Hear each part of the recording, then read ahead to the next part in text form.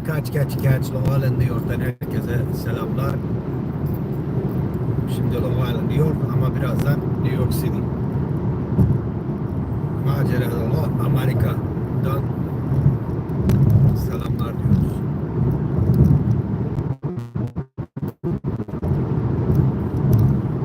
Yine yoldayız. Yine işe gidiyoruz.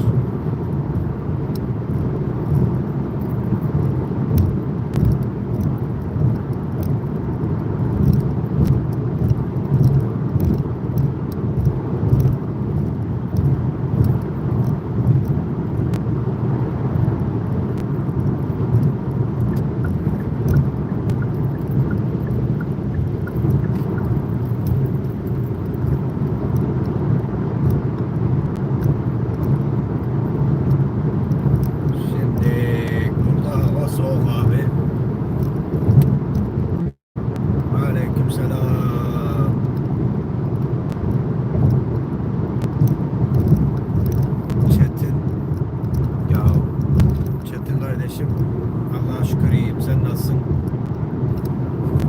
Allah'a şükür iyiyim arkadaşlar. Uğraşıyoruz itine köpeğine. Dün işte e-mail attıydım bu silahlar için doktora. Ondan sonra almışlar e-mailleri. Hafta sonuna kadar bakalım haber ya verirler ya vermezler dediler. Ondan sonrası da Allah kerim zaten.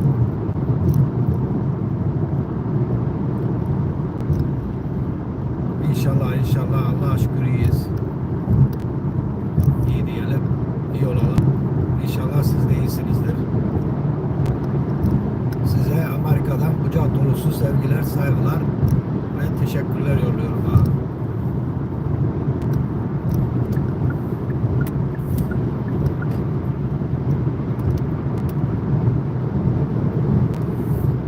Amacımız kimseyi üzmek değil. Oradakini buraya koymak değil abi.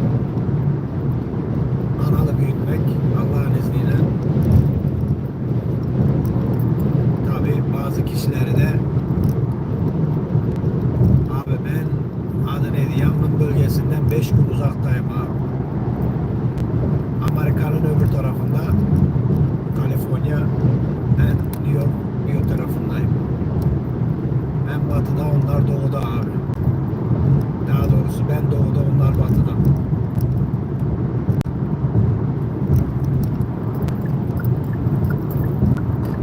Arabayla 5 gün.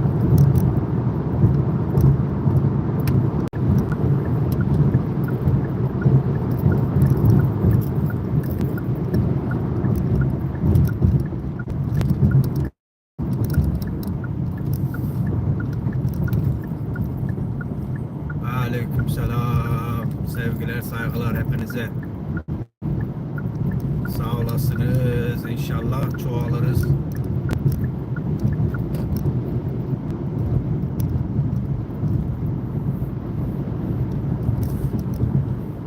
Arkadaşlar yorumlara yazdığınız yorumları okuyorum arkadaşlar. Yani çok teşekkürler. Biliyorum çoğunuz adı neydi fikir de veriyorsunuz bana. Çok teşekkürler. Hepsini tek tek deneyeceğim. Abi öğrenmek değil, öğrenmemek hatadır.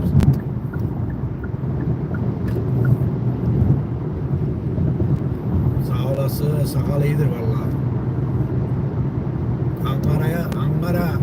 Ankara'ya selamlar. Amerikan aynasızda video gelir mi? Abi ben Amerikan aynasızı tanımıyorum. Nerede olduğunu da bilmiyorum. Vallahi ararlarsa, sorarlarsa, isterlerse yaparız yani. Bizde şey yok. Yani dediğim gibi ben de kimseyi arayıp sormak istemiyorum. Çoğu adamlar yani nasıl söyleyeyim? Eğer burada izliyorsanız çoğu arkadaşlarla, kardeşlerle yani ben telefonla da bakarım, konuşurum da. Yani bende öyle bir durum yok. Yani kim ararsa arasın, kim mesaj atarsa atsın. Geri dönerim, geri konuşurum, telefonumu da açarım. Ama bana karşı başka birisini ben arasam, selam versem, selam vermese şey yapmasa yani ben ondan sonra bir daha yani soğarım, anlatabiliyor muyum? Bir daha da ne selam veririm ne selam alırım falan.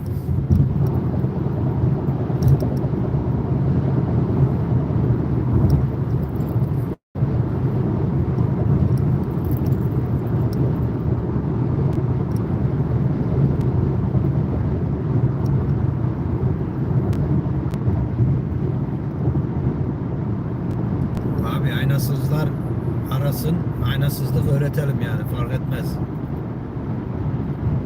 Biz bu işin kitabını yazdık 10 senedir, 17 senedir.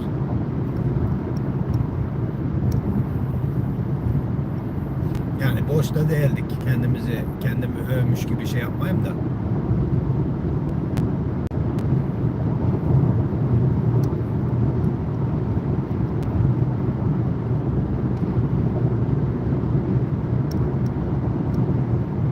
Yapacağım, geliyor. Menzil videosu yapacağım. Gelecek. Hatta dün gittim. Çünkü ben, adı neydi arkadaşlar? Bak 5 senedir silah kullanmıyorum. 5 sene oldu tam. Biraz paslandık. Ama dediğim gibi biz Türk'üz abi. Kolay kolay unutmayız. Dün gittim menzile.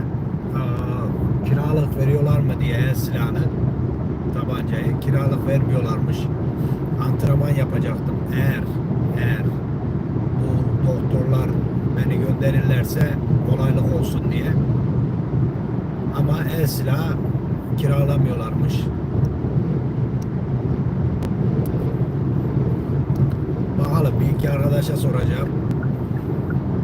Eğer onlarla gidebilirsem, polis arkadaşa gidip bir antrenman yapmam lazım.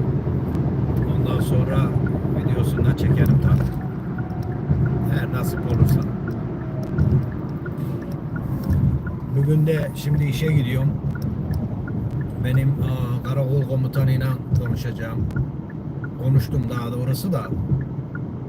Dedi çarşamba günü iyice oturur konuşuruz dedi. Bu benim olaylar için. Bakalım, inşallah hayırlı bir şey çıkar. Abi var ya, silahlarımı geri alayım şu olsun abi. Bir kurban adadım ya.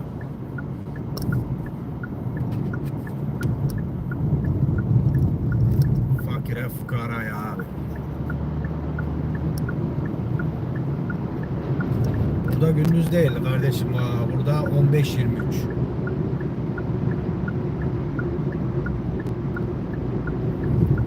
Nasıl yani, anlamadım.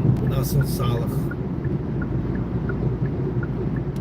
Yani arkadaşlar, benim kendi sigortam var işten dolayı.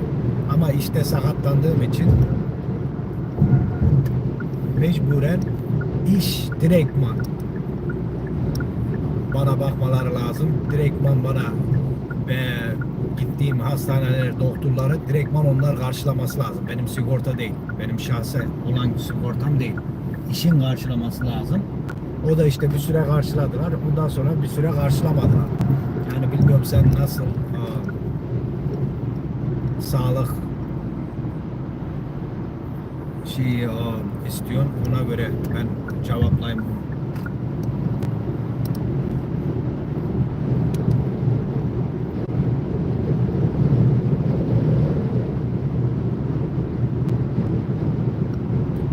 Burada devlet hastanesi yok. Hepsi umumi mi diyek?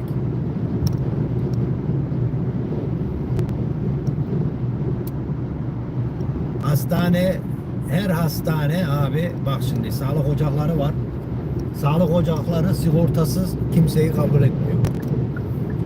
Ama her hastane giden hastayı mecbur kabul etmek zorunda. Mecbur. Acile giden her hastaya hastane kabul etmesi mecburiyet burada. Sonra sigortası yoksa, sonradan tabii fatura gönderiyorlar kendilerine. Yani genellikle burada şimdi herkese veriyorlar da, devletten sigorta alabiliyorsun. Herkese veriyorlar abi. Vatandaş olmana da gerek yok. Gidip başvurduğun zaman veriyorlar. Yani çok para olayı dönüyor, anlatabiliyor muyum? Ne kadar çok kişi devletten sigorta alırsa o kadar çok devlet o sigortaya para ödüyor işte, anlayın. Yani.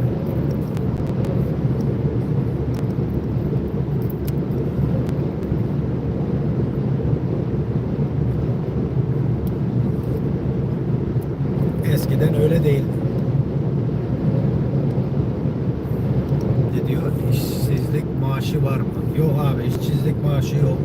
Nasıl söyleyeyim? Mesela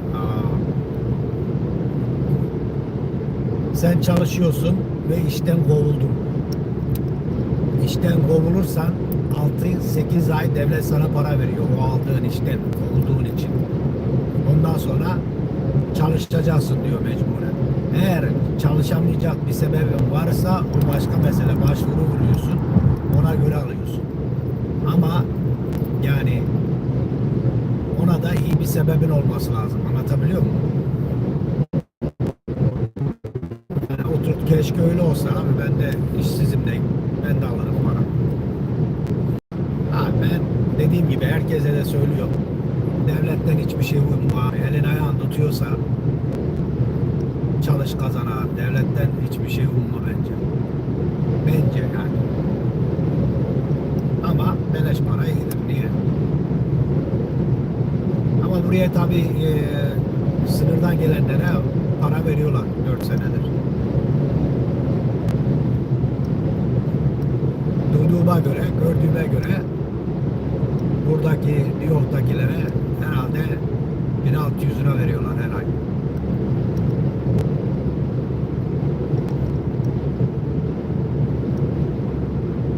İş güç bulana. Dediğim gibi arkadaşlar, sana devlet ne kadar para veriyorsa bir yerden çıkar diyor yani. Valla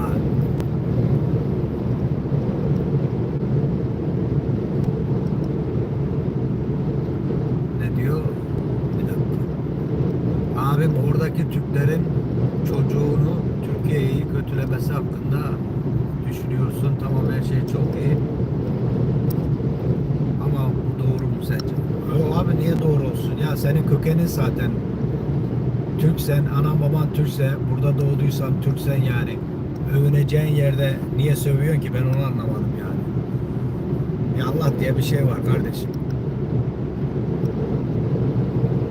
Yani senin anan baban da bir sebep için buraya gelmiş oradan. Kendine ait.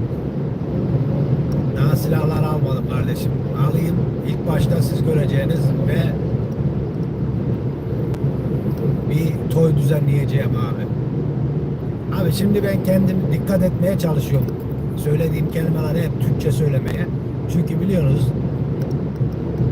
ama ben 30 senedir buradayım. Yani duyuyorum. Çoğu konuşma Türkçeyle, İngilizceyle karışık. Sonra eski filmlere neye bakıyorum abi? Eski bu müzisyenlerin söylediği şarkılara bakıyorum, türkülere bakıyorum abi. Orada söylenen kelimeler var. Abi çoğu kelimemizi unutmuşuz ya. Vallahi unutmuşuz yani.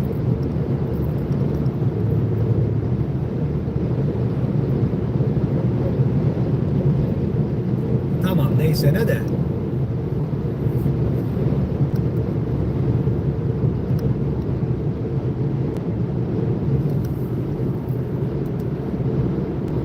Abi ben size çok devriyede çok ilginç. Bak söylediğim gibi arkadaşlar, ben yani boştan yere polisim demiyorum. Boştan yere şeyim demiyorum. Bak, bir seneye yakın ben gizli görev yaptım istihbaratta. Ondan sonra 12 sene devre gezdim. Yani nasıl devre gezeyim? 2 sene ayak devresi gezdim. Arabasız. Arada sırada veriyordular. Ondan sonra yine 6 ay daha fazladan gezdim. O da başka bir bölükte. Aynı karakolda ama başka bir şey, çatı altında. Ondan sonra da condition diye böyle hep ceza yazıp tutuklama yapan bir takım vardı. 2 sene onu yaptım. Oradan çıkınca 2 veya 3 seneye kadar bu devre eğitimi yaptım. Yeni gelen çaylaklarla.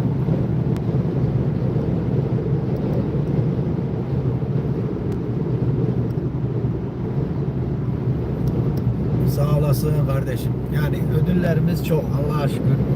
Hepsini de alnımın teriyle abi kazandım. Hepsini de alnımın teriyle aldım. En son ben sakatlığım 3 defa üst üste oldu. Aralarında 4 ay vardı arkadaşlar. Şu devreyi anlatayım ilk önce. Dediğim gibi 3 sene çaylaklara eğitim verdim. Ondan sonra ne yapıyor? 2013, 2012, 2015. Ondan sonra 2 senede de normal devre yaptım. Bu 911'lere cevap veriyordum. 2017'de de sivil çalıştım. Burada crime diyoruz. Orada genellikle ağır suçlular yakalıyoruz. Ondan sonra da ilk sakatlığımda öyle oldu zaten. 2019'da Haziran ayında. Ondan sonra Kasım ayında bir sakatlığım oldu. Tutukluyla dövüşürken. Birisi ilk önceki araba kazası, ikincisi tutukluyla dövüşürken, üçüncüsü de 2020'de Mart'ta oldu. Ben hala yani ilaç kullanırken, hala sakat iken beni full devreye gönderdiler. Bunlarla dövüştüm işte, anlaşılmazlık çıktı, ya yapacaksın dediler, yok ceza vereceğiz dediler, öyle gittim. Ondan sonra yerlerin kaybolması için merdivenlerden düştüm ve 3. defa sakatlandım.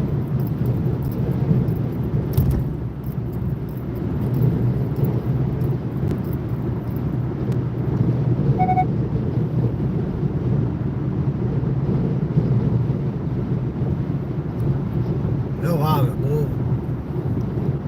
İdris Bey'i soruyoruz ya, yok benim tanıştığım yok kendisiyle. Onun da benimle tanıştığı yok. Olmasın daha iyi. Öyle söyleyeyim, öyle olsun, öyle kalsın.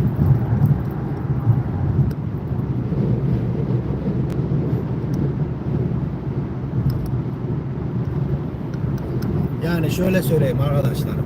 Eğer benim birine yararım olacaksa ben onlara ararım, bulurum, sorarım.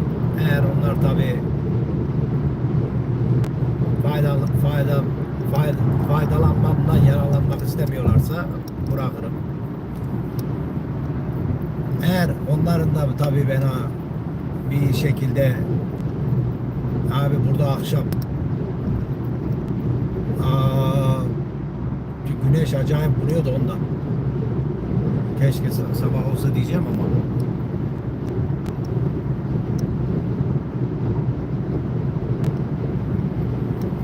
abi ben polis akademisinde de çalıştım işte bu sakatlık yüzünden 3 sene. Dediğim gibi arkadaşlar, beni nasıl söyleyeyim size? Burada konuştuğum gibi konuşurum ben. Yani benim bir karnım ağrısı varsa abi içimde tutmam. Daha çok karın ağrısı yapıyor benden. Öyle söylediğim zaman da bazı insanlar üzerlerine alırlar. Yani sana direktman erkek gibi yapmasalar bile arkamdan iş çevirirler. Anlatabiliyor muyum? Bu söylediklerim de şimdi kısıtlı söylüyorum arkadaşlar. Emekliliğime yine az kaldı 2. defa. Niye? Uğraştığım bir iki iş var. Başka şeylerle uğraşmak istemiyorum. Yani elhamdülillah bizim çiğneyemeyeceğimiz lokma yok da tek tek eğer nasip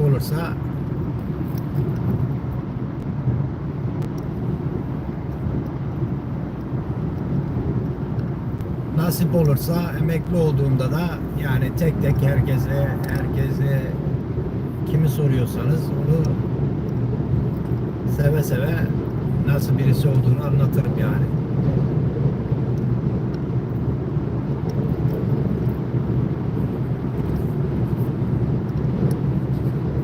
Bilmiyorum, aynasızlık abi.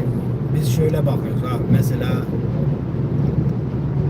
çok çalışan insan var. Tanıdığım, ben içinde olmak üzere. Mesela 10 tane tutuklamayla adam çavuş oluyor. Lan oğlum bir BOK bildiğin yok kardeşim. Ondan sonra emir yağdırıyor. Yani daha dünkü polis, anlatabiliyor muyum? Yani sınavına oldum abi, herkes oluyor yani. Adam hayatında sokak görmemiş, polis oluyor. 2 gün sonra da tutuyor, çavuş oluyor. Ondan sonra sana işi öğretmeye çalışıyor. Yani eninde sonunda saygımız büyük, çünkü rütbeleri var. Rütbeye saygım büyüktür abi benim. Ama insana geldim mi, o rütbeyi taşıyan insana geldim mi, bir kuruş bile saygım yok yani. O rütbeye taşıyacak insan olması lazım abi.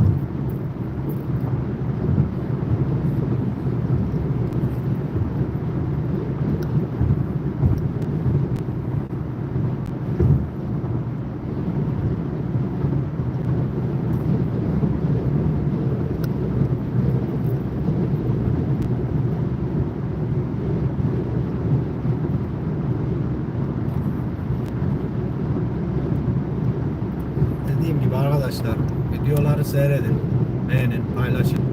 Vallahi ben de bakıyorum da 2 senedir herhalde video yapıyorum. Bazı kişilere bakıyorum abi, adamlar daha yeni yapmış. Oğlan ortamı nasıl sağlıyorlar, hayret yani.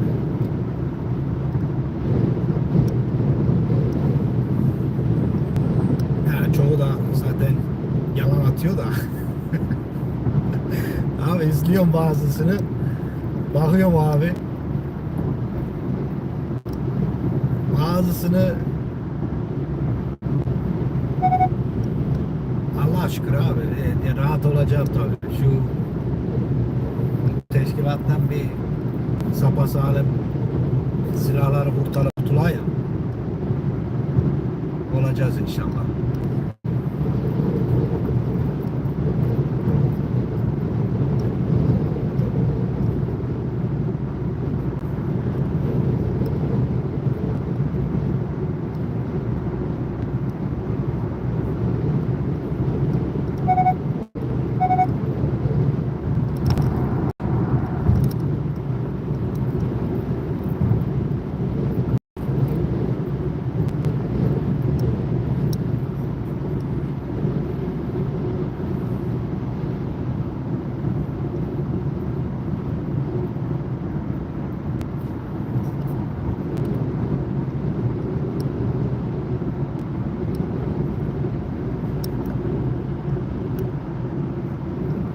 Gördüğüm kadarıyla özünüze bağlısınız. İdris Bey'i tanımıyorum. Tanımasam daha iyi dediniz. Bu size uygun bir laf gelmedi. Niye abi? Amerikalı YouTube var mı? Bahset diye. Amerikalı YouTube var mı? Beast diye herkese çok yardım ediyor. Gördüm onu. Amerikalı Mr. Beast. Yok, görmedim. Duydum ama görmedim yani Amerikalı YouTube. Abi bu söz niye bana iyi bir laf gelmedi? Abi eşek kadar adamım ya, 43 yaşında. Herhalde ağzıma da çuvaldızı değil, tanımıyorum kardeşim. Tanımasam daha iyi. Ben 17 senedir polisim abi. Nasıl? Polisim yani. Ben adı neydi? O kadar çok Türk gördüm. O kadar çok Türk'le de yani Türk'ü görünce de tanışmak istedim. Yani o benden önce girmiş artık. 2 sene önce mi? 3 sene önce mi? Öyle bir şey olması lazım. O da herhalde Türk'üm diye şey yapabilirdi. İsmimi de duymuştur arkadaşlar. Duymadıysa yalan söyler. Çünkü onun tanıdığını da ben tanıyorum. Onun tanıdığı da beni tanıyor. Yani ismimi de duymuştur yani. Anlatabiliyor muyum? Benim geçirdiğim olayları da duymuştur, biliyordur. Böyle bir şey olsaydı, iyiliği dokunması olsaydı yardım elini uzatırdı. Yani kendine Müslüman olmazdı. Anlatabiliyor muyum? Yani öyle söyleyeyim. Şimdi evet, şimdi yardımcısıydı sonradan, şimdi müdür değil abi. Şimdi görevi başka. Yani bana bunu söylemek de bana düşmez. Yaptığı göreve karşı. Rütbesini de almış. Hayırlı uğurlu olsun. Allah daha çok versin. Bana da onu söylemek düşer. Eğer tabii benim tekerime taş korsa o başka mesele. Yani eskiden her zaman söylediğim gibi abi, Allah'tan başka kimseden korkumuz yok.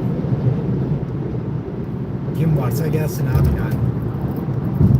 Karakolda da görüşürüz. Karakol dışında da görüşürüz.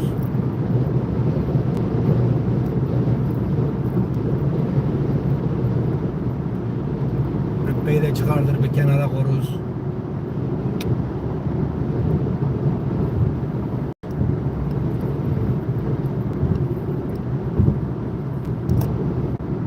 Abi durun, bir okuyamıyorum çünkü acayip bir güneş vuruyor. Öyle böyle de. Burada da tabi biliyorsunuz culuk yavrusu çok. Culuk gibi araba sürüyorlar abi. Polislikte yükselme durumu var mı şu an? Abi kalsam var tabi, her zaman var. Yani dediğim gibi benim başım yani belada değil.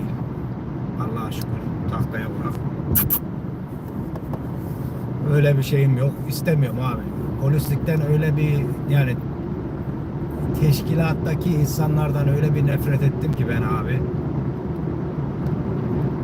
Öyle bir şeyim de yok abi. Polisliği seviyorum, evet. Polislik çok güzel bir meslek. Çok zor bir meslek. Dışarıdaki insanlarla uğraşıyorsun. Üstüne üstlük içerideki insanlarla da uğraşıyorsun. Anlatabiliyor muyum?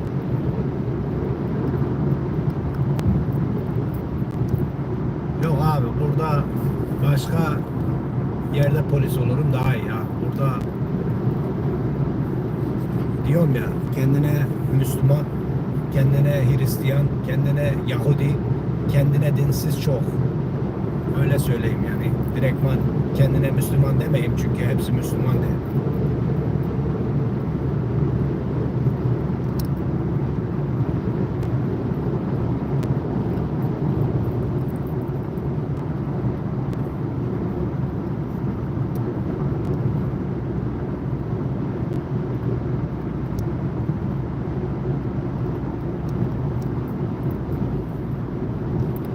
Abi ırkçılık her yerde var ya. Irkçılığı yani kanıtlamak o kadar kolay değil arkadaşlar. Yani ırkçılığı kanıtlamak.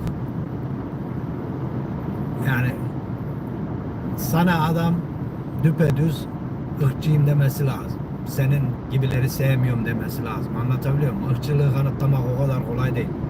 Irkçı her yerde var arkadaşlar. Yani Türkiye'dekiler de bilir. Buradakiler de bilir. Her dinin ırkçısı var. Her ülkenin ırkçısı var. Her insanın ırkçısı var. Her cinsin ırkçısı var abi. Yani ırkçılık her yerde var. Aynı esrar, kokain gibi yani. Bunu öldürmesi de zor zaten.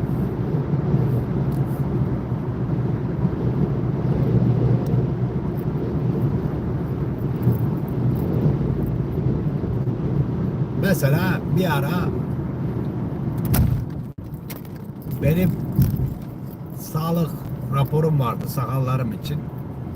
Böyle az bir şey, yani cilet vurmuyordum. Anlatabiliyor muyum?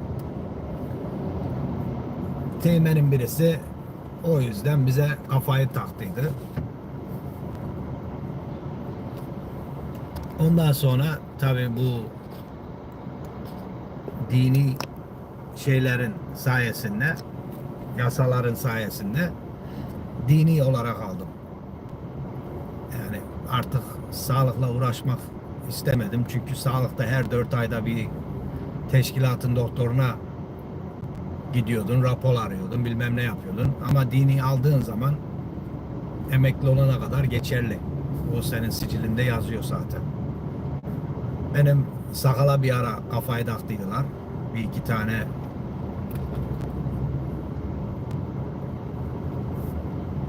kendini bilmeyen insan.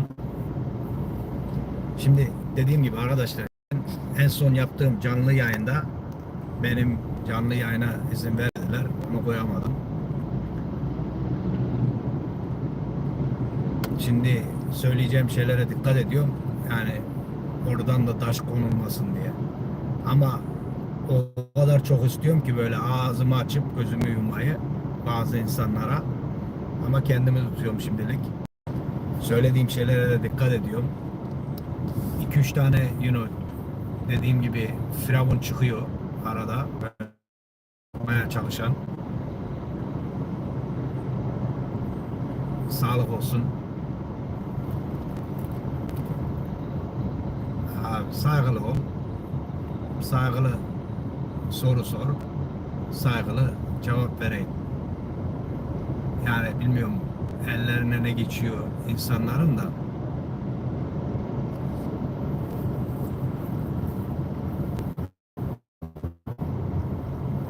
Yani dediğim gibi meyve veren ağacı taşlarlarmış abi.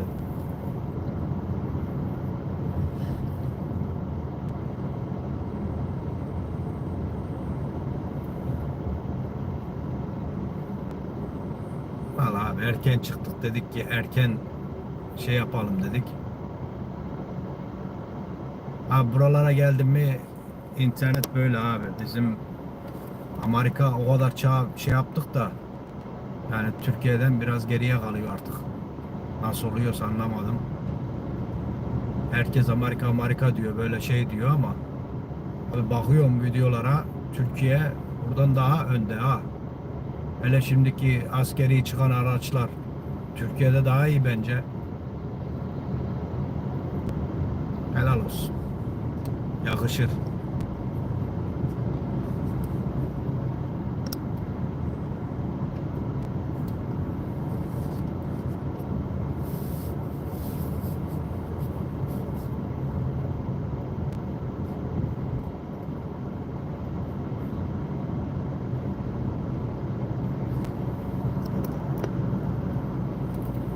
Bir de askeriyede rütbe listesine alınmışım. Bakalım.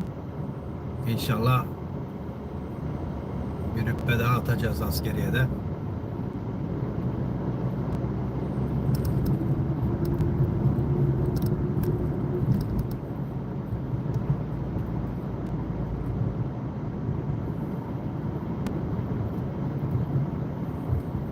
İyi akşamlar.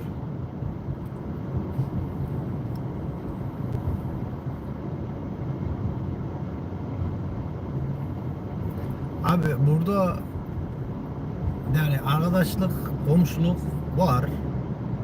Ama çoğu insan, yani nasıl söyleyeyim? Yani mesela benim yan komşu adam abi İspanyol. Adamın evinde 5 tane kiracı var abi. Yani 5 tane kiracı dediğim bir 2 3 aile yaşıyor adamın evinde. Kimin girdiği çıktığı belli değil.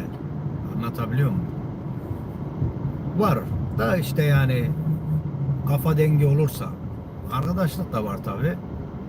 Yani zamanın, nasıl söyleyeyim yani, videolarımı seyrettiyseniz görürsünüz. Yani Volkan gelir, benim çocukluk arkadaşım.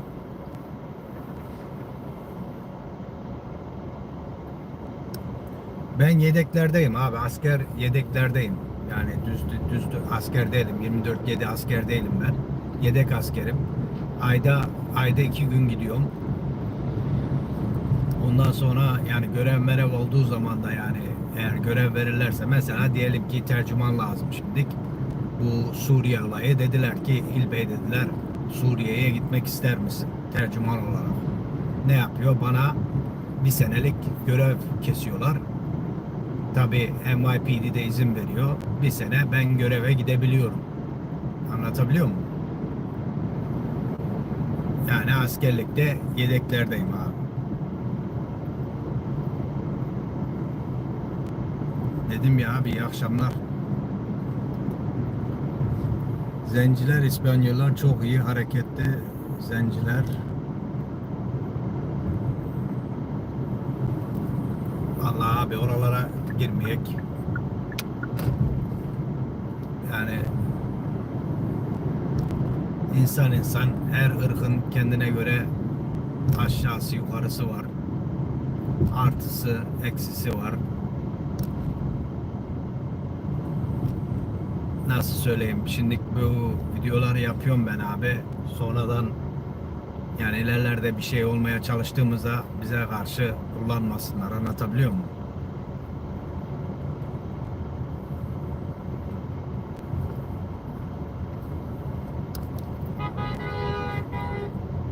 Ben abi herkesi eşit seviyorum. Herkesi de eşit sevmiyorum. Öyle söyleyeyim.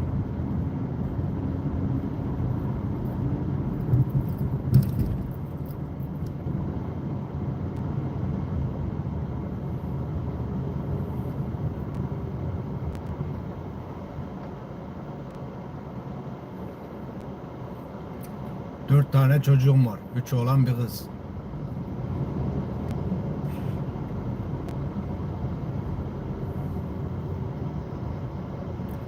Abi şimdi bana verilen emekli maaşım, yani listede emekli olduğumda verilecek maaşım Allah'a şükür geçindirir.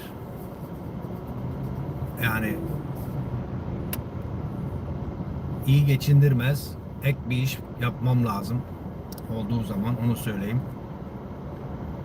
Tabii aldığın emekli maaştan vergi de kesiliyor. Ben yani o zamanlar gelsin, o zamanlar da anlatırım. Yani şimdiki alacağım emeklilik maaşı, emekli olduğumda emeklilik maaşı geçindirir mi? Allah'a şükür geçindirir. Krallar gibi yaşatır mı? Yaşatmaz. Ne söyleyeyim? Maaştan maaşa geçinir gibi bir şey. Emekli olduğun zaman zaten bir maaş alıyorsun. O da ay sonunda. Normalde biz her 2 haftada bir maaş alıyoruz. Şimdi çalışırken. Ama emekli olduğunda her ay sonunda alacağım.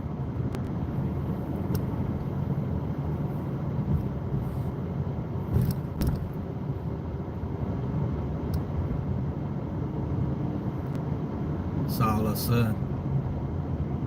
Abi burada da her şey pahalı bak. İster inanın ister inanmayın abi. Çalışmazsan burada geçinemezsin abi. Nasıl söyleyeyim? Yani burada şimdilik şöyle söyleyeyim. Burada benim böyle çiftlik alanı olsa, 2 koyunum olsa, bilemedin 2 keçim olsa, tavuğum olsa, cücüğüm olsa, bahçem olsa eker, biçer bir şekilde sebzemi oradan alırım. Sütümü alırım. Zaten önemli olan şeyler bunlar. Yumurta, et, süt. Genellikle hepimizin tükettiği bir şey. Yani güzelce burada para biriktirip ev alma hayal oldu. Abi Allah'ın izniyle abi ben şunu görüyorum. Yani nasıl şunu görüyorum? Allah'ın izniyle orası, nasıl söyleyeyim bak. Ben 1982'de doğdum. Yani kimseyi korumuyorum. Yani ben orada yaşamadığım için yani kimsenin hiçbir şeyinde de değilim. Yani nasıl anlatayım? Kimseyi kızdırmadan, üzmeden anlatmak istiyorum bunu. Şöyle anlatayım. Buraya göre örnek vererek anlatayım. 4 senedir abi anamız ağladı burada. Vergiler her zaman çıkıyor, haberimiz olmuyor. Bak şimdi Menatına bir paralı yol daha koydular. Abi devlet alıyor parayı. Aha al size yolu göstereyim. Bak senelerdir bu yolları yapıyorlar abi. Senelerdir. Ama ben hatırlarım yani bir girdiklerinde bak senelerdir bu yolları yapıyorlar abi. Lan nereden baksan 4 sene oldu, 5 sene oldu daha hala bu yolları yapıyorlar abi.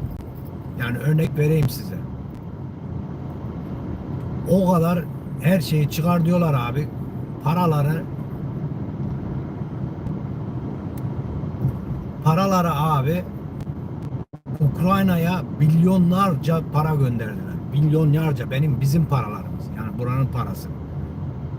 İsrail'e milyonlarca para gönderdiler. Bizim paramız. Lan bana ne kardeşim İsrail'den?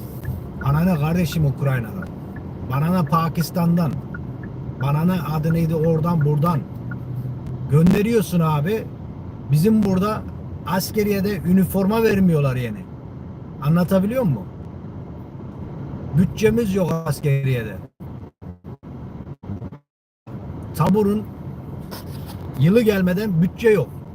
Eğitime gönderecekler, bütçe yok. Tam elbise verecekler, bütçe yok. Lan şimdi neyse diyorum ya kendimi zor tutuyorum. Ona buna para gönderiyorsun, burada bir şey yok. Yeni yaptığın araba yok, yeni yaptığın uçak yok, yeni yaptığın şey yok. Hepsi artık dışarıdan gelmeye başladı abi. Bak eskiden eğer burada eskiden belli kalan varsa abi şimdi artık Amerikan arabaları bile dışarıda yapılıyor artık. Yani düşünün. Amerikan arabası diye bir şey kalmadı. Ford'un transmission'ı abi şeyden geliyor. Tayvan'dan geliyor. Ne var? Önüne atlıyor bir de ondan sonra şey yapıyor, laf yapıyor. Tövbe tövbe. Mesela dediğim gibi abi ondan sonra uçak yapmıyorsun. Artık hepsi her şey eski. Onu yapmıyorsun, bunu yapmıyorsun. Yollarımızı yapmıyorsun. Köprülerimizi yapmıyorsun. Köprü parası ödüyor. Yolları yapmıyorsun. Yol parası ödüyor.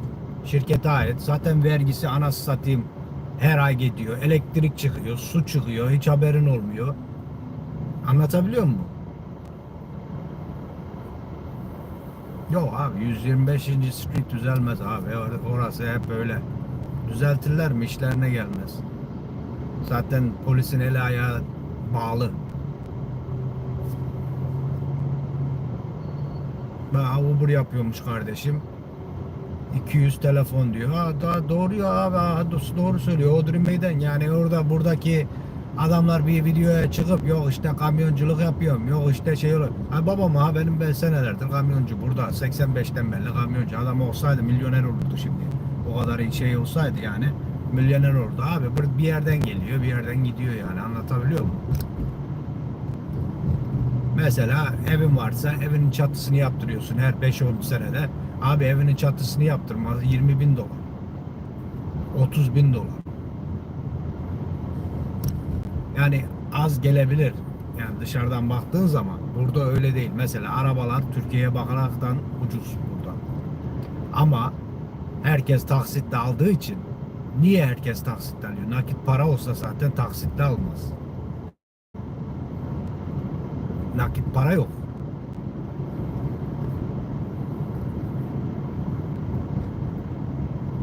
Abi be F-35'ler için yapıyor ya. Abi F-35'leri ne zaman da çıkarttılar. Yeni değil ki. Gelişmiş bir şey çıkartacak. Ana satayım o şeyleri seyrediyorum. Kirpileri seyrediyorum. Kirpilerde otomatik silah var arabanın üstünde. İçeride bilgisayarından ateş attırıyor. Buraya giriyorsun abi. Hiçbir şey otomatik değil arabalarda. Anlatabiliyor muyum? Arabaya veriyorsun 100.000 dolar.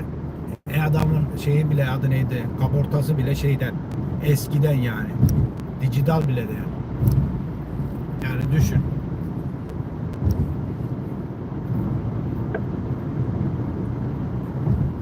Teknoloji diye bir şey yok. En son çıkarttıkları araba 2008'de çıkan araba. Yani askeri arabası. Onu da videomda görmüşsünüzdür.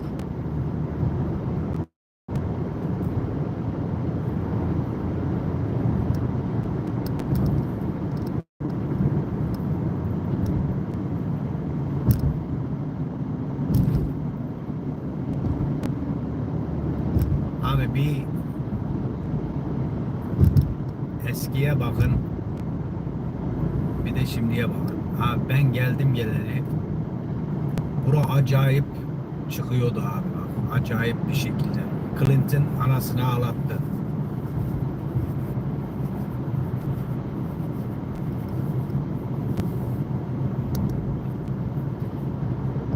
Clinton'da başladı zaten. Bush zaten milyoner oldu. Ondan sonra Obama içine etti batırdı. İşte bir adı neydi, Clinton'ın karısı geçseydi zaten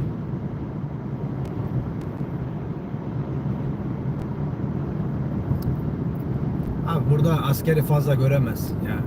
Anlaşıyor tabii, anlaşıyor. Askeri burada göremezsin fazla. Hep polislerle. Yani Amerikan polisi diye bir şey yok, dediğim gibi. Her vilayetin kendine polisi var. Her kasabanın polisi var. Şeref var. Yani askeri burada dışarıda göremezsin abi.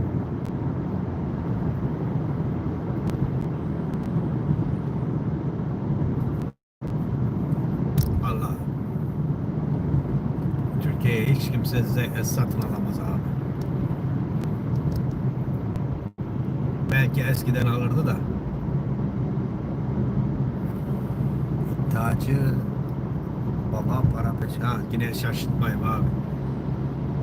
İddiacı baba. Yok, Selahattin abi iyidir yani. O şeyine demiyor yani. Abi Türkiye'ye kimse satın alamaz abi. Hele şimdi hiç kimse satın alamaz abi. Vallahi ben ilk geldiğimde Türkiye'yi tanıyan bile yoktu abi. Şimdi herkes tanıyor.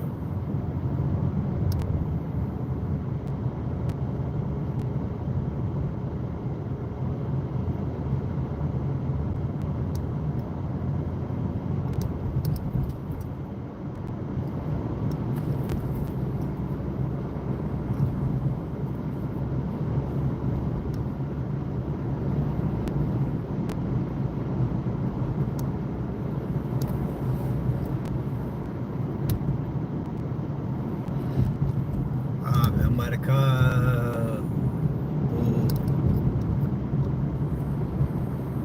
bu şey gelene kadar öyle görünüyordu da bunlar batırdılar hep zaten. Abi ilk başta baktığınız zaman yani tavsiye ederim araştırmanızı.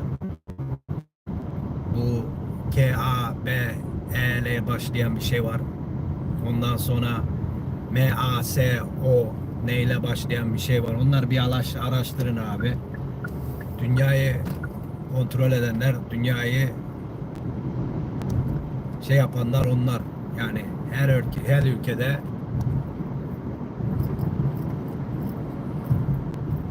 State Marshal ne oluyor? State Marshal genellikle bir state'te abi. Ya onlar State Marshal'lar genellikle mahkemelerde oluyor. Yani bir yerden bir yere, genellikle bir yerden bir yere tutuklu götürürler onları. Yani olduğu yere de bağlı. Onlar yani mahkeme ne diyorlar ona? Mahkeme kağıtları da götürürler. Ya Türkçesini şey yapamıyorum ya. Aklıma gelmiyor şimdilik de. State Marshal ile ait kaymakamlık mı diyoruz artık, valilik mi diyoruz?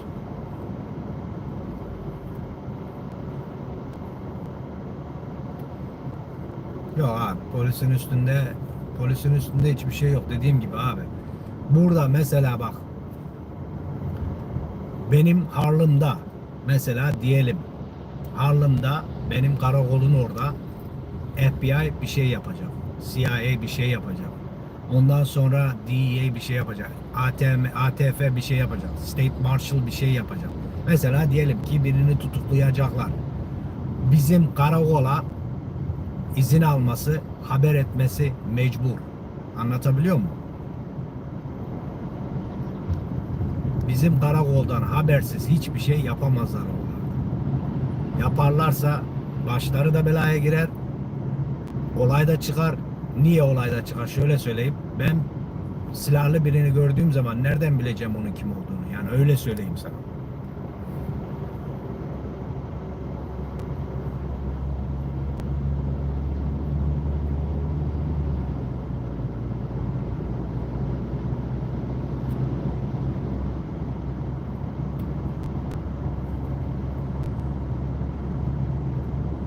O Petmark kapalı abi. Petmark kapalı. Zambilerin hepsi kayboldu oradan ama yine hala var. O Petmark kapalalı epey oldu yani. Petmark diye bir şey kalmadı zaten de Amerika'da. İflas etti.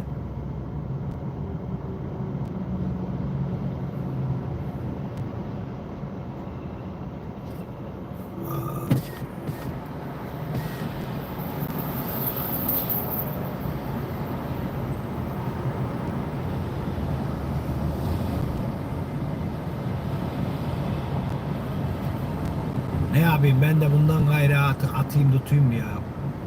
Öyle diyormuşum. Atayım tutayım belki. Atıp tutunca insanlar daha çok izliyor ya.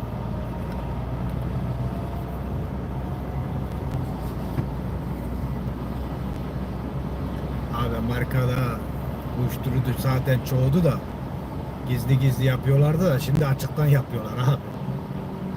Tutuklayan yok. Ertesi gün bırakıyorlar.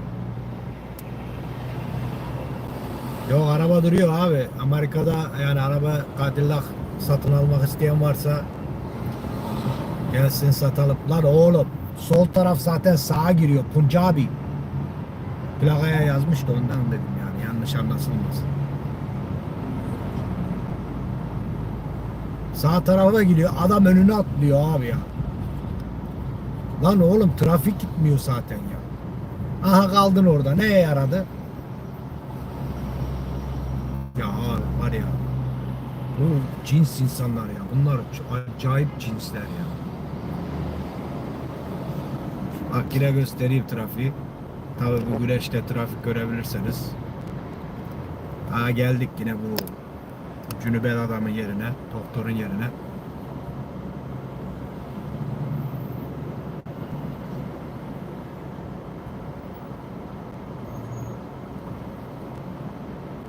Abi her gün yiyorlardır abi. Burada yani nasıl söyleyeyim ha? Yani her gün et yiyordur da yani pahalı et yemiyordur yani. Nasıl söyleyeyim? Yani fiyatı pahalı ama o kadar pahalı değil yani. Herkes alabiliyor. Mesela bizim bu evde bizim çalıştığımız evlerde abi her hafta sonu mangal yaparlar. Nasıl yapıyorlar her hafta sonu anlamıyorum. Adamlarda iş yok, güç yok, devletten geçiniyorlar. Adamlar her hafta sonu mangal yapıyorlar yani. Öyle düşün. Abi yani en ucuz et domuz eti burada zaten.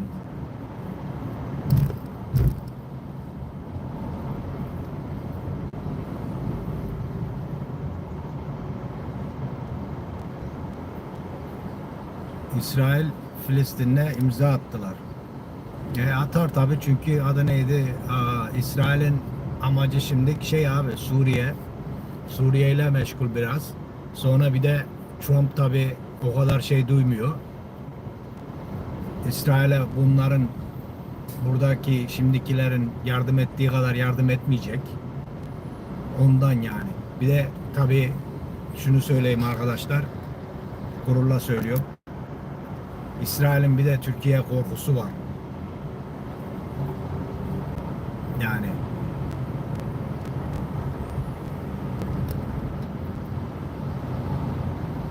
vallahi bilmiyorum siz nasıl düşünüyorsunuz da. Abi siz hangi devlete, hangi imparatorluğu, hangi gelmiş geçmiş kurulmuş bir şeye baktığınız zaman onun çöküşü zaten hep içten oluyor abi. Bunu içten yapanlar da zaten belli birkaç kişi.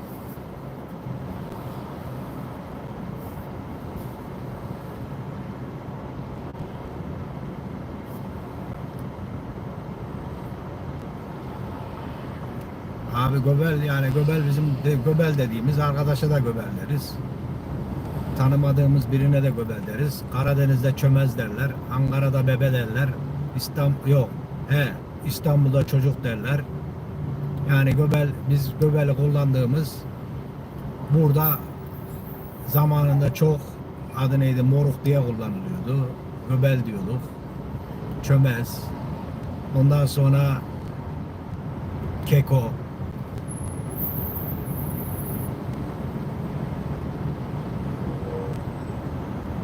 Abi doğru yani baktığınız zaman tarihe, yani tarihle bakıyorsanız, yani tarihi severim ben. Tarihe bakarsanız abi, Ortodoks Hristiyanları çökerden kim? Bu dini ikiye ayıran kim? Ve bizim dinimizi ikiye ayırmak isteyenler kim? Yani onlara bakmanız lazım ilk başta.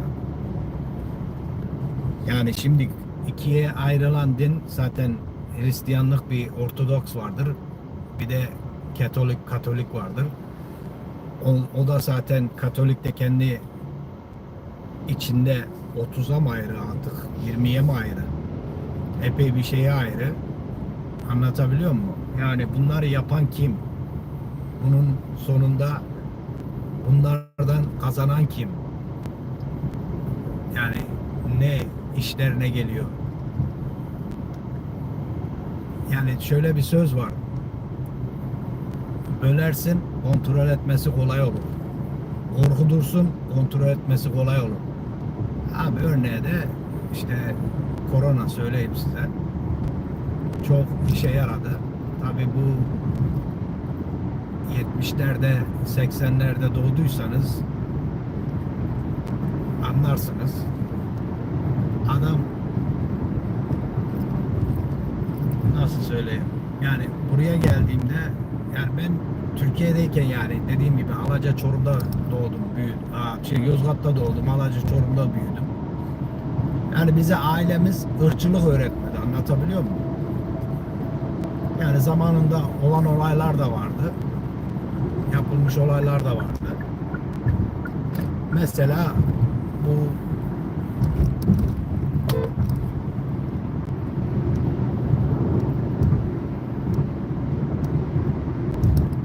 neyse, o konuya girmeyeyim. Belki bazı insanların hassas yerine dokunabilirim. Öyle de yapmak istemiyorum abi.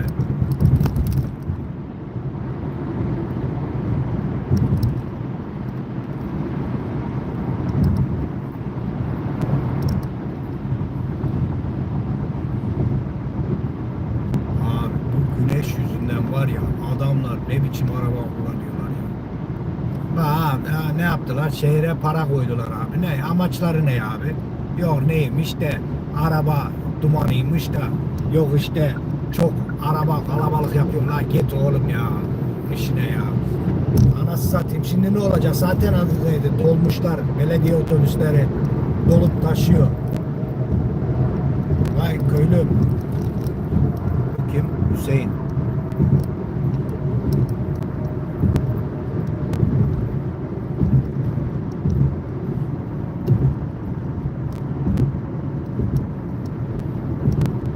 Abi yani onu öyle diyorlar da, ay Hüso ne diyorsun la? Köylüm nereden oluyor oğlum? Akrabam lan. Köylü değilik. Akrabam. Yeğenim sayılırsın. Hüso ne örüyorsun la?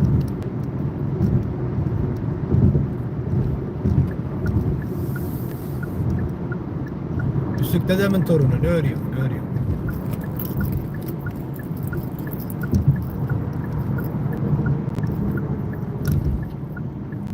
Yani o arkadaş ne olacak? Kapattın. Adamlara 9 lira kilitliyorsun her gittiğinde. Geldiğinde ne yapar? 18.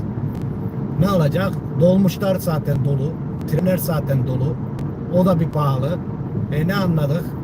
Yararlı kim oluyor burada? Sensin. Nereye harcıyorsun? Hiçbir şey harcamıyorsun. Zaten suç almış başını gidiyor. Pislik almış başını gidiyor. İti kopu almış başını gidiyor. Yani yararlanan sensin. Ondan sonra tutuyorsun, cebine koyun. Bu New York valisi. Valisi mi artık, kaymakamı mı? Bir karı var da. Ne yapıyorsun? Sen zengin oluyorsun. Oğlun zaten damadın zaten bu koronadan zengin oldu. İlaçlardan. Kocan zaten inşaatlardan zengin oldu. Yani yarıya olan size oluyor abi. Ya bize giriyor, siz yararlanıyorsunuz.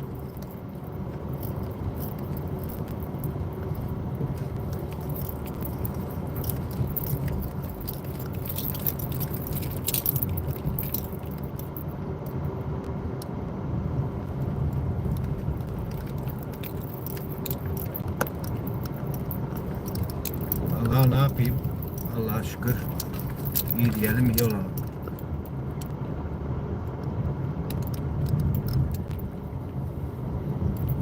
Nasıl bir yasa çıkmış? Yani daha bir yasa, yani adı neydi? Trump baba haftaya alıyor. O kesin adı neydi? Gümrükleri inşallah kapatır. Yani arkadaşlar yanlış anlamayın. Yani kapatır demek istediğim, yani hangi ülkede olursa olsun. Zaten buranın nüfusu 350 milyon. 4 senede 30 milyon insan girdi. Ya abi her şeyi onlara veriyorsunuz. Olan bize oluyor. Abi kimseyi kovamaz Trump ya. Anayasası var buranın ya. Sen bir suç işlemedikten sonra kimseyi kovamaz abi. Kovsalardı zaten anası satayım. Ta senelerdir burada kaçak çalışanları kovarlardı. Etmeyin, elemeyin kardeşim. Yani bunu söyleyenler seyrediyorum arada sırada. Yok diyorlar ki işte Trump toplayacakmış.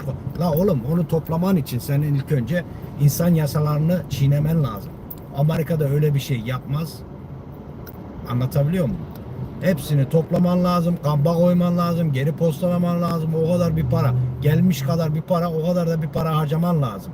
Yani Trump bence ne yapacak? Suç olanı gönderecek. Abi ufak bir suç mu yaptın? Vatandaşlığını almadan hadi postalayacak.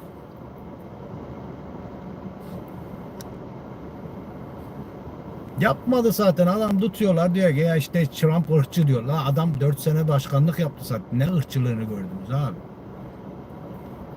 Adam şöyle yaptı lan oğlum, 4 sene başkandı. Adam Amerika'dan başka hiçbir şey düşünmedi ki. Herkese res çekti adam. NATO'ya bile res çekti yani. Abi şimdi bak. Onun zaten bir, yani başta bir sebebi vardı. Yani nasıl anlatayım size? Başa geçen insanlar, bunların 100 yıllık planları var abi. Yani kim olursa olsun. Osman Gazi'den tut, Orhan Gazi'den tut, Fatih Sultan Mehmet'ten tut, Atatürk'ten tut, ismini bile söylemiyor abi. Onu tut. Kenan Evren olsun. Bu var ya, buradaki ölen, ismini bile anmak istemiyorum. Onu tut. Bunların 100 yıllık planları var abi yani. Anlatabiliyor muyum size? Dediğim gibi bir devleti yıkmak nereden başlar? İçten başlar.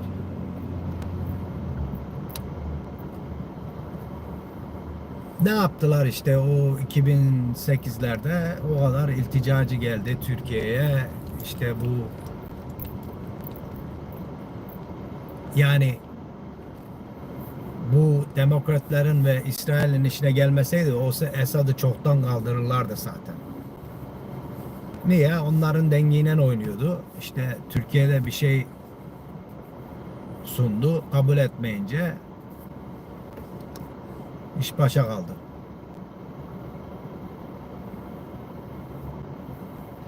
Abi, Amerika'da hukuksuzluk da var. Yani şimdiki, nasıl söyleyeyim, bu bizim mavi dediğimiz, mavilerin yönettiği şehirler abi aldı başını gidiyor. Çok hukuksuzluk var. Abi Suriye niye bıraktı? Bence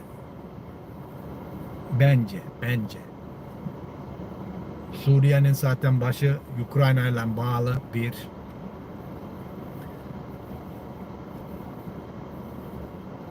Hakan Fidan zaten buranın içiyle de konuşuyor, Rusya'yla da konuşuyor, İran'la da konuşuyor.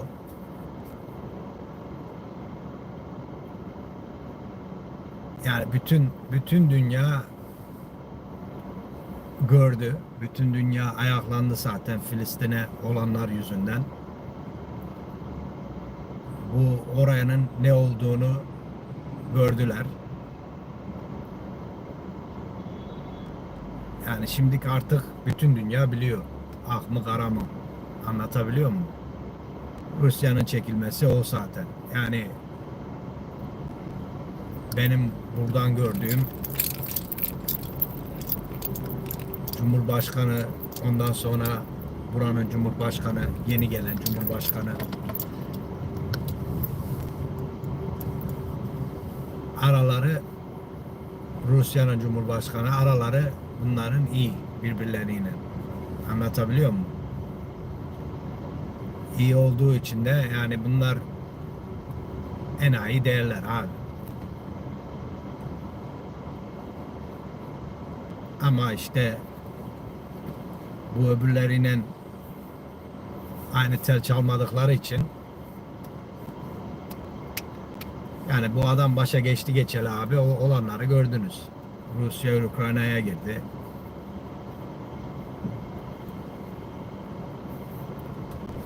Vallahi abi varsa yapsın. Bakalım sonu nasıl olacak. Vallahi yiyorsa yapsın yani. Abi şöyle düşünün bak. Şöyle açayım manzara seyrederek konuşalım. Şöyle söyleyeyim abi. Türkiye'nin asker sayısı 1 milyon. Gösterdiği adı neydi? En son 50 bin. Şimdi son 15 senede Türkiye'nin yaptıklarına bakın.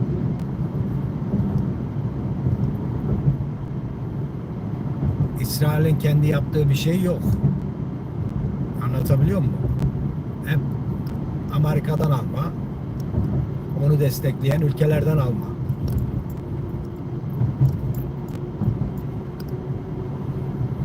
Bir de işte o baştaki zengin adamlardan topladıkları para, yani öyle düşün yani. Abi istediği kadar düşünsün. Yani Çanakkale zaferinde 13 milyon nüfusu olan Türkiye şimdi 85 milyon, yani düşün. Anlatabiliyor muyum? Bütün, yani şöyle söyleyeyim, bütün Yahudiler toplansa yani o kadar, zaten toplam 18 milyon.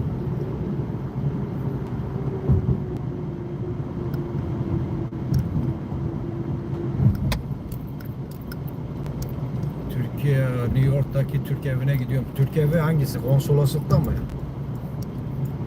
Yok abi, ben zaten işe zor gidiyorum ya. İşe gelmesi adı neydi? Beni öldürüyor. Ben nefret etmişim buradan. Bir de Türk evine gitmek için gelirsem buraya var ya, kafayı yerim ben. Bak bu köprüyü de abi senelerdir yapıyorlar. Daha bitiremediler.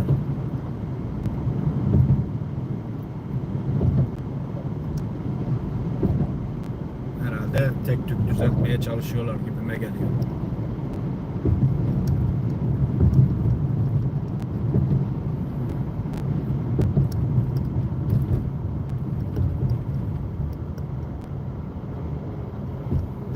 Abi benim devletle benim asker kaçağıydım bir ara Türkiye'de. Hatta Adana'ya gittiğimde biraz sorguladılar beni. Sonra işte devletlerin arasına girmesiyle şey oldu. Öyle geçti yani.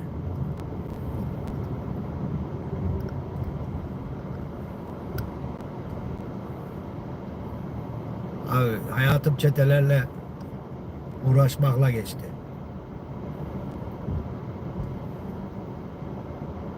Hepsi var abi, hepsi. Ne televizyonda ne duyduysanız hepsi var. Onların iç çeteleri var.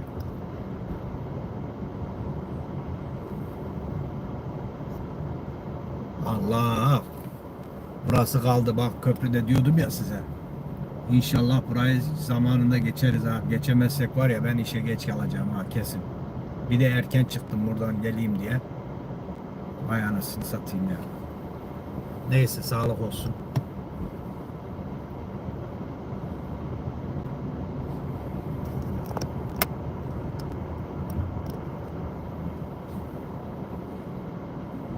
Ha, köprüde kaldık abi.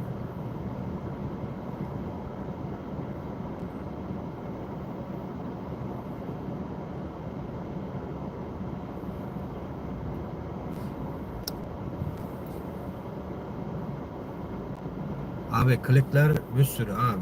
Yani olmayan klik. Her evin bir kliği var. Her şeyin, sitelerin bir kliği var.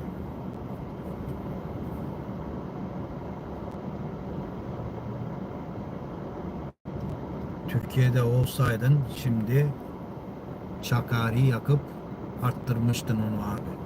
Neyi yakıyoruz? Çakari neyi?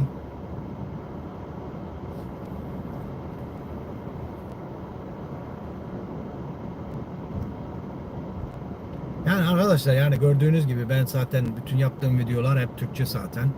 İngilizce arada sırada yapıyorum. Yani Türkçe ile başladık.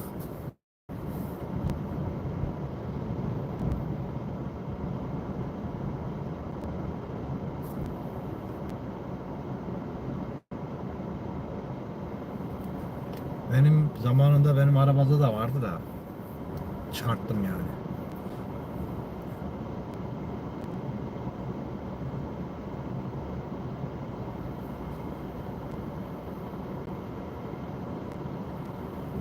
Çakar.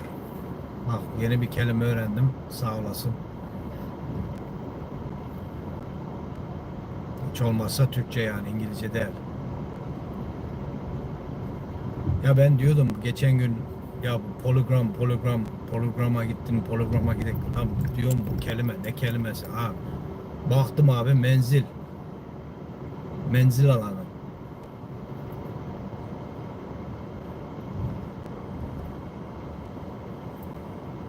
Çoğu bir de polislerden daha iyi çatışma ortamında bulunmuş.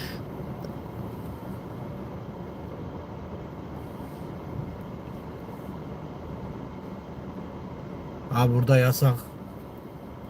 Yani New York'ta yasak. Dediğim gibi her eyaletin, her şehrin, her kasabanın kendine göre kuralları var, yasası var. New York'ta yasak abi.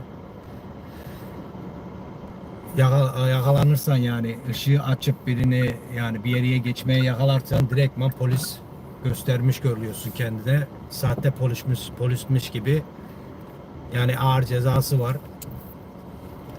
Öyle oluyor. Abi şu BMW var ya, uyuz etti beni ya.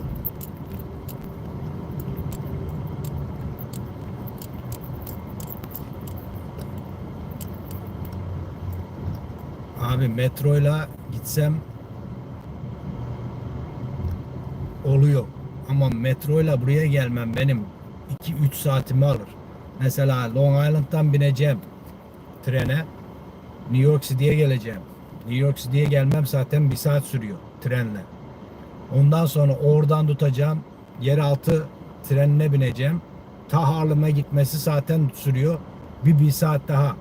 Ondan sonra iti var, köpeği var, telefon çalışmıyor, o çalışmıyor, bu çalışmıyor, ağzına kadar dolu.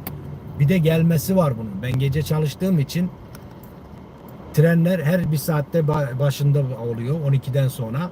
Yani düşün, ben 2'de çıksam o saatlerde abi zaten itinen köpeğinden korktuğumuzdan değil, ama gidene kadar abi, ben eve gidene kadar sabah 5-6 olur, anlatabiliyor muyum? Rahatça kendi arabamla geliyorum. Kendi arabamla gidiyorum yani. Ha, senin ben. Oğlum orası boş ya. Allah'ın sahte polisi. Allah size sahte polis abi. Ha, bu trafik ajanı. Biz sahte polis diyor bunlara.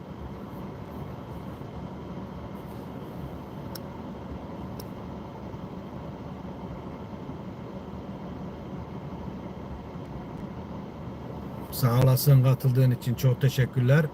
Videolara yorum atmayı, beğenmeyi unutma.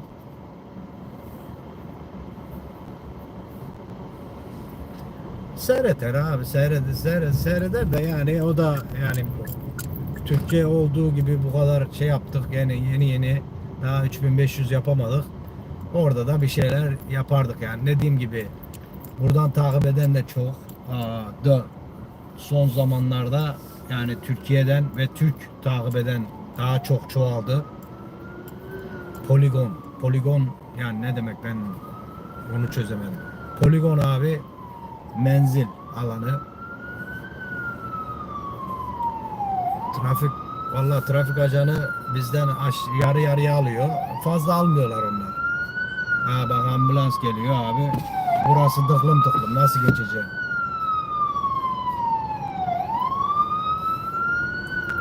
Burayı zaten geçemezsin abi.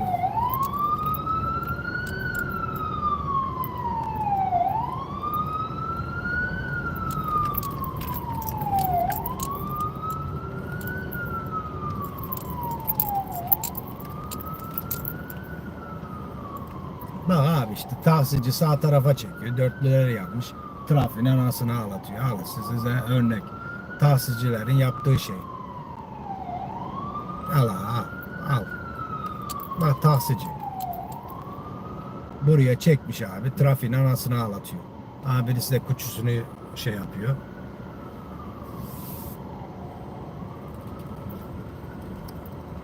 Burası da böyle işte.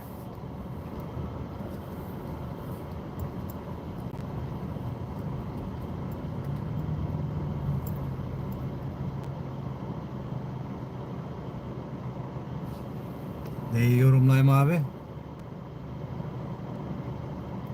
Cuma kardeşim sağ olasın.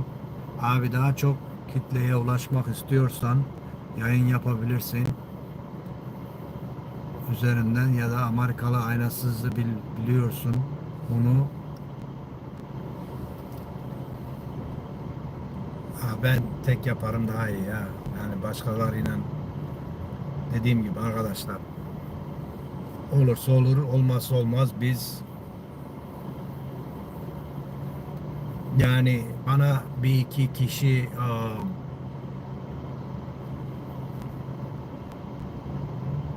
neyse onu geçelim de adı neydi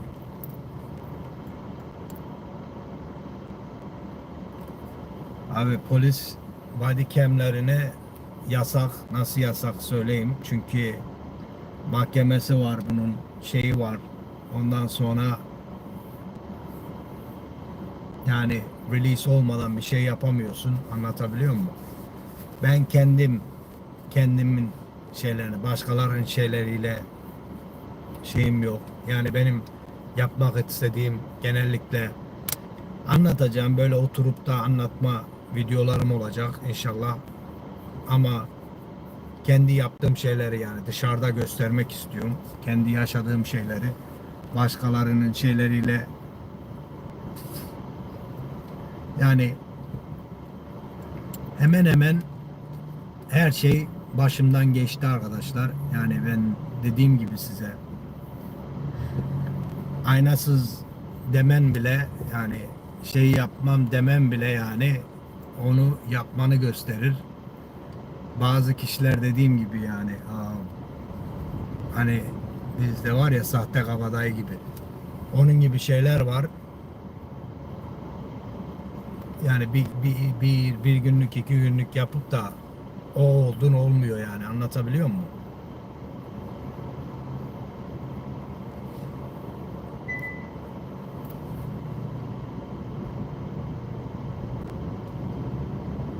Ya abi Ben onu, ama onun bunun videosundan evet şey yapabilir, yani kendime çıkararak yapabilirim. Yani kendi yaşadıklarımı anlatabilirim. O videoları örnek göstererek yapabilirim. Çünkü ben dediğim gibi bizim body worn kameralarımız, vücut kameralarımı aldığımda Mayıs'ta değildim. Nisan 2019'da aldım. En son tutuklamam da zaten Mayıs 19'undaydı. 2019'daydı. Ve tabii adını sen söyle, ilk defa kullandıydım ve son defa kullandıydım vücut kamerasını o zaman. Onda zaten Instagram'da var. İlk ve son kullandığım. Ondan sonra da zaten sakatlanınca kullanmadığım için geri verdim.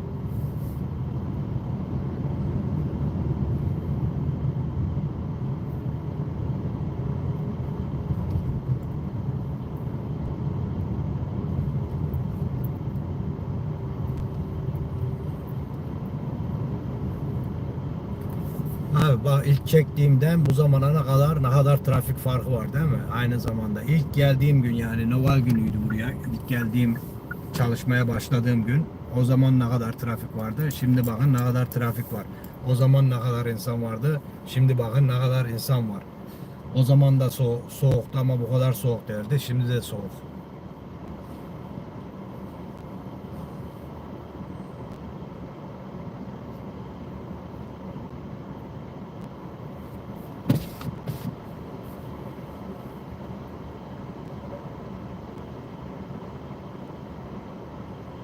Abi bu zaten karakola gidiyor abi.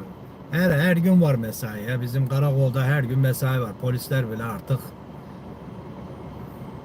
illallah diyorlar yani.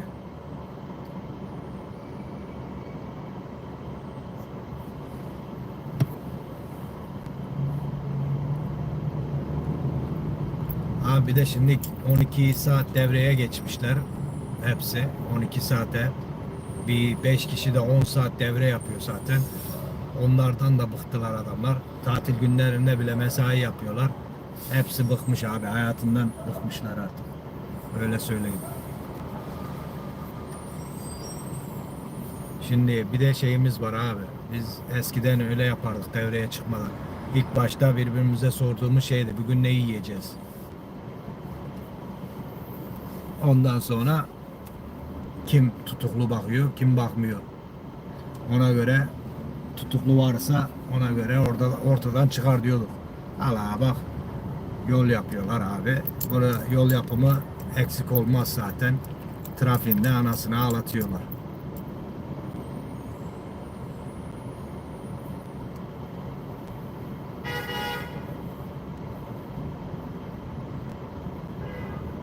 Hala ha. Abi, yan yana park etmiş. Biri de oradan çıkmaya çalışıyor. Trafiğin anasını ağlatıyorlar ya. Aha, şu Volvo bak. BMW'de önde. Bak ben olsaydım abi, bunun plakası yok. Gördünüz mü bak. Şu BMW'nin plakası yok abi. Ne güzel yakalardım. O şey adı neydi? Geçici plakayı da cama yapmış. O da görünmüyor. Kesin ceza bu.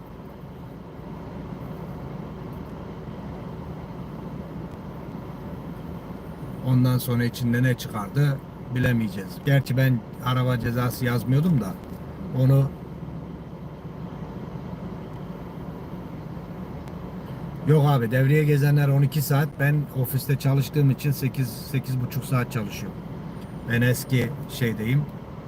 Yani ofiste çalışanlar da 12 saat. Çünkü yeni şeye girdikleri için. Ben eskiden olduğum için hala 8,5'a devam. Yani ben bir de şimdi emekli olacağım ya, bana pek fazla şey yapmıyorlar. İçlerinde işte zorluk çıkartmıyorlar. Yani benim de hiç umurumda değil gerçi de. Mesela bak ha, burada itfaiyecilerin ambulansı var. Genellikle New York City'ye itfaiyenin ambulansları bakar. Kendi, yani bir itfaiyecileri var, bir de ambulansı var itfaiyenin. Bir sağlığı var, bir de itfaiye yangın söndürücüleri var.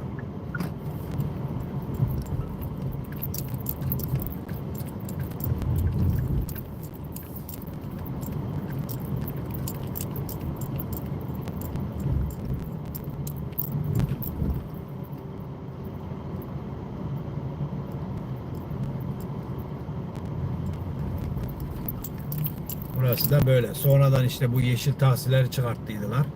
Yani dediğim gibi eskiden kime sorarsanız sorun abi. Buradaki bütün taksiciler, bu yeşiller ve sarılar hep Amerikan arabasıydı. Sonradan işte onu kaydırdılar. Onun onda yüzdesi, bunun bunda yüzdesi derken Nissan, Toyota girince yurt dışından arabalar girdi yani.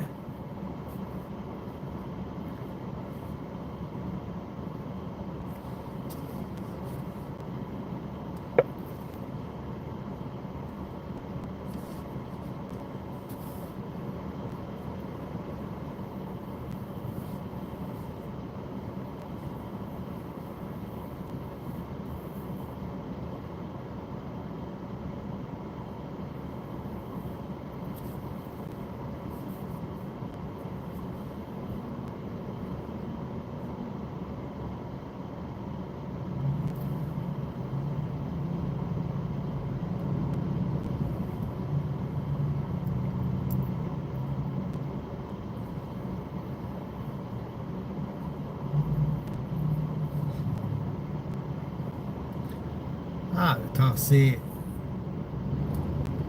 vallahi bilmiyorum abi, yani nasıl söyleyeyim, ek iş olarak yapacaksan yaparsın. Eğer 10-12 saat direksiyon sallamak istiyorsan yaparsın abi, yapılmayacak diye bir şey yok. Yani taksicilik yapıp 2-3 saat çalışıp para kazanacağını zannediyorsan hiç zannetme. Çünkü adamlar ta Long Island'dan gelip burada taksicilik yapıyorlar. Adamlar 10-12 saat çalışıyor günde. Yani dediğim gibi bizim polislerin taksicilerle pek arası olmaz burada.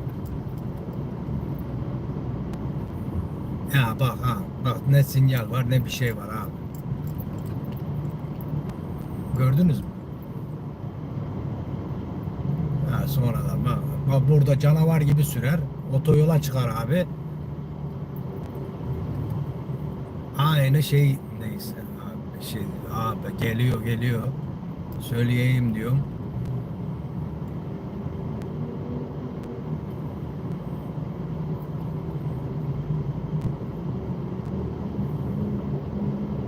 Lan çekil önümden de yol görek ya. Allah Allah. Kamyonun arkasında kaldık abi. Bir şey göremiyorsun ya. Abi buraya bisiklet yolu yaptılar. Bisiklet yolunu kullanan yok. Buraya otobüs yolu yaptılar. Otobüs yolunu kullanan yok. Anasını ağlattılar ya. Burada 4 şerit vardı eskiden. Şimdi oldu 2 şerit abi. 4 de değildi. 5 şerit vardı abi. Abi anasını ağlattılar abi. Şey olsun da nasıl para yapıyorlar. Herkesin şeyine huyuna gitsinler de. Millet nasıl şey yapsın. Zulümlük çeksin. Amaçları o abi. Ha bak gördüğünüz gibi her tarafta araba dolu. Çoğu zaten o arabaya binmez bile abi. Park eder oraya. Haftalardır orada durur araba. Aha bizim Arap seyfli bu herhalde.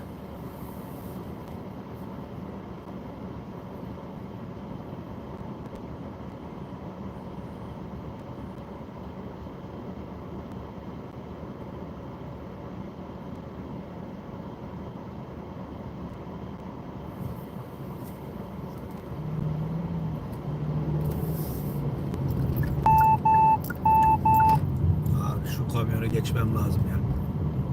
Bu kamyon beni sinir etti. Ha, al abi.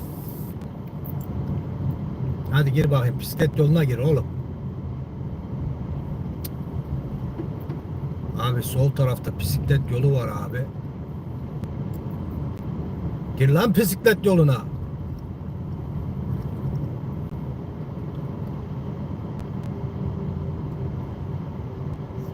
Bak arkadaşlar, sağ taraf cami. Minaresi var ama yani minarede ezan okunmuyor.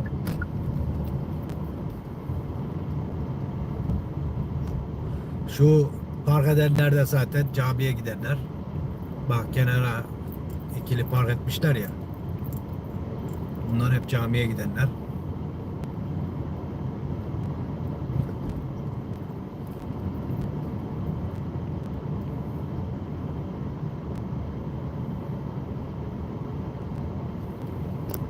Ya dediğim gibi bak kardeşim Uber'lık yapıyormuş Washington'da.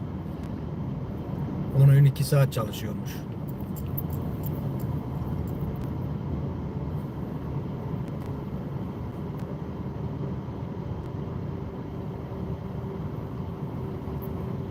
Ya öyle yani adı neydi? Çünkü gelen adam bakıyor ceza yemiş diyor. Ceza yazmıyor ama bazıları öyle olduğunu bildiği için bazıları zaten onu kontrol ediyor. Bir daha ceza yazıyor. Abi burada bazen yani benim zamanımda burada ne yapıyorlar bak bir birikmiş cezaların varsa plakada arabanın seri numarasında o arabayı bir sene sonra çekiyorlar zaten. Devlet el koyuyor arabaya. O cezalar ödenmeden de geri vermiyor.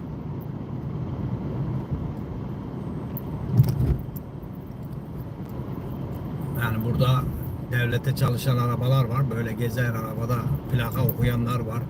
Ondan sonra VIN numarası okuyan arabalar var. Bilgisayardan bakıyor. Diyor ki ha şu kadar diyor cezası birikmiş bu arabanın diyor. Hemen abi çekiciyi çağırıyor, çektiriyor. Götürüyor abi. O ceza ödenmeden de o arabayı vermiyorlar geri. Ha da geldik. Buralarda bizim mıntıkalar. Tabi var abi. Ödemezsen zamanında var. Hem bir de hele bu köprü ve tünel adı neydi? 3 misli. Bir ara 15 dolarlık köprü ve tünel parası eğer zamanında ödemezsen 500 dolara çıkıyordu abi. Yani bu kadar da komünistler yani. Öyle söyleyeyim. Şu kim? Bak bizim otobüs bu. Süren kim? Tanıdık mı değerli?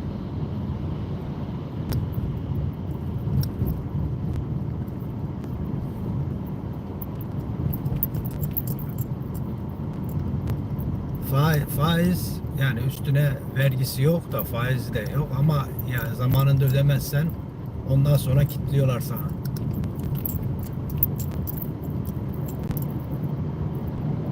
Bas gözüm bas. Şurada trafik ceza hız var abi. Bas. Bak nasıl giydiriyorlar sana.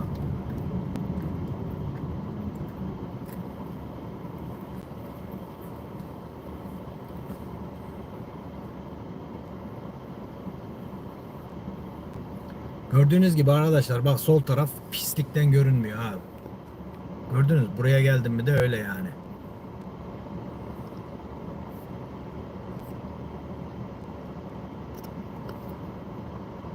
Sol taraf pislikten görünmüyor.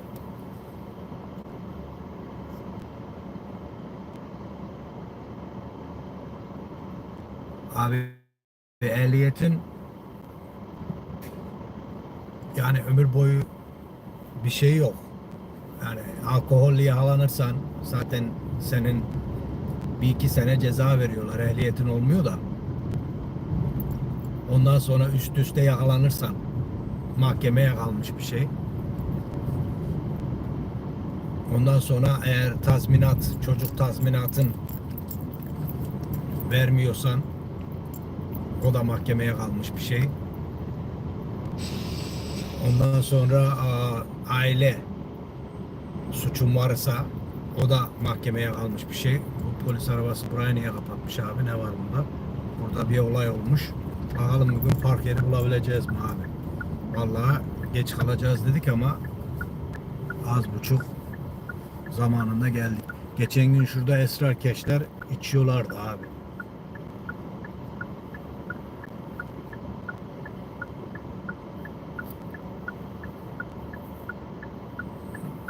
Bu da 1 saat 35 dakika oldu. Bak gelmem 1 saat 35 dakika sürdü. 10 dakikada bağlanana kadar söyle. 1 saat 45 dakikamı aldı gelmem.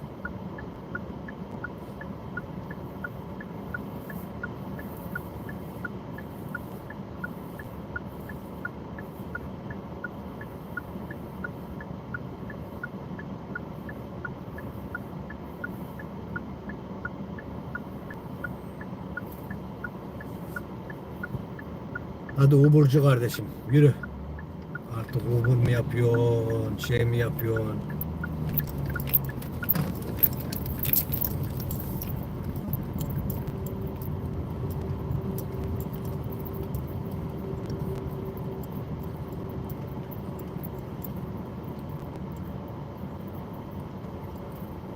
Bakalım park yeri bulabilecek mi? Aa, geçen tekeri patlattığım yer boş. Aa, dur la, şurada varmış.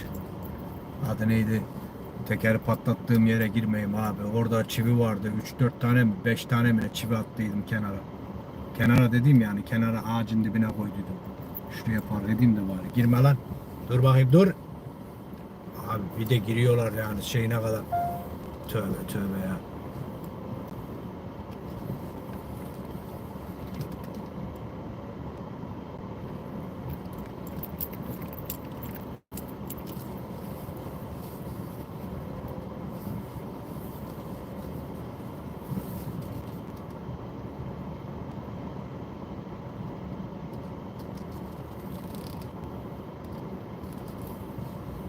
Geç geç geç. Sakin tabakhaneye şeyi yetiştiriyor. Abi görüyorsun kırmızı lamba yanmış orada. Daha hala basıyorsun ya. Ya hayret edilecek bir şey ya.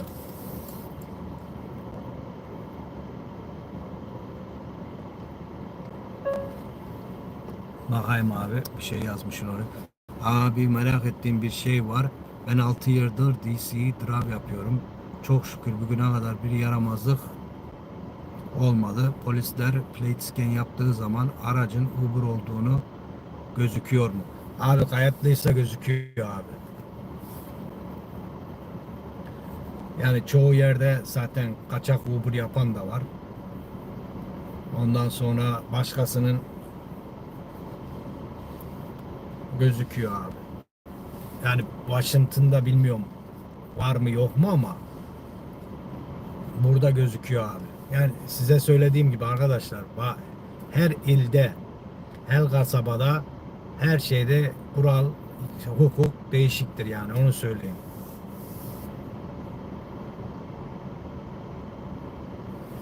Arkadaşlar bugünlük de bu kadar. İnşallah sevmişsinizdir. Beğenmeyi, paylaşmayı, abone olmayı, eğer abone değilseniz abi, inşallah bu ayın sonuna kadar 3-4 bini buluruz. Hiç zannetmiyorum ama